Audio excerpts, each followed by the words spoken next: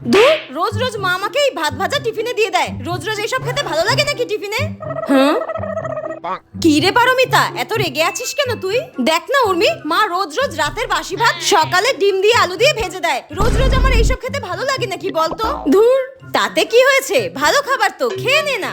হ্যাঁ, তুই তো বলবি, তুই তো রোজ রোজ টাকা নিয়ে আসিস, তোর ইচ্ছে মতো বার্গার পিৎজা যা মন চায় তাই কিনে খেতে পারিস। আচ্ছা ঠিক আছে, এক কাজ কর, তুই আমার টিফিনটা খা, আমি তোর টিফিনটা খেয়ে নিচ্ছি। হ্যাঁ ঠিক আছে, এই নে। হ্যাঁ এই নে, দে দে দে দে। ওয়াও, তুই আজকে ফ্রাইড রাইস চিলি চিকেন নিয়ে এসেছিস, আমার তো এটা ফেভারিট।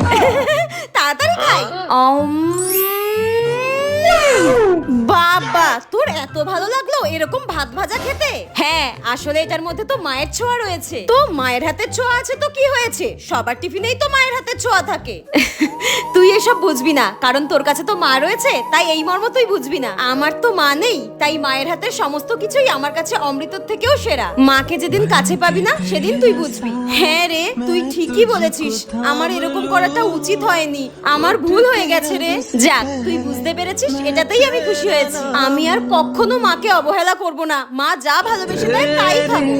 उंगली पकड़ के चला।